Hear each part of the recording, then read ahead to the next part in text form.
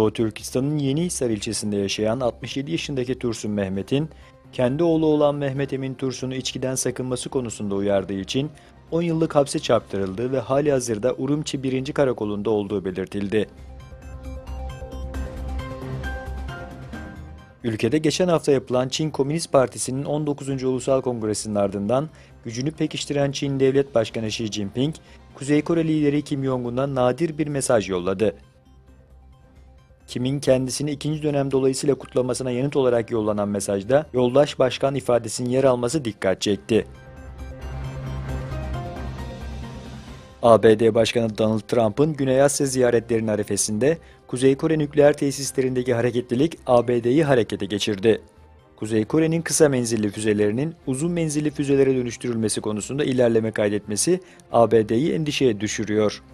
Yapılan araştırmalar Kuzey Kore Başkanı Kim Jong-un tarafından verilen talimat ile ABD istilasına karşı savunma amacı güdülerek hazırlanan uzun menzilli nükleer roketlerinin kurulumlarının hızlandırıldığını gösteriyor.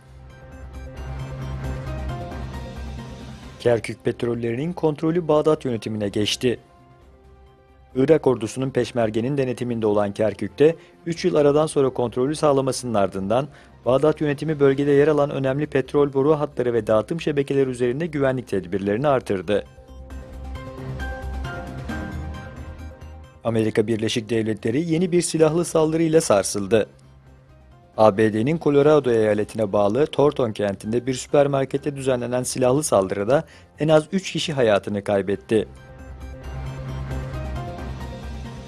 New York'ta 8 kişinin hayatını kaybettiği terör olayı zanlısının Özbekistan vatandaşı olduğu ve 2010 yılında Özbekistan'dan ABD'ye yeşil kart çekilişi sayesinde geldiğinin öğrenilmesinin ardından Özbekistan vatandaşlarının ABD'ye girişinin yasaklanması gündeme geldi. Kazakistan 2018'de ilk yenilenebilir enerji satışını yapacak.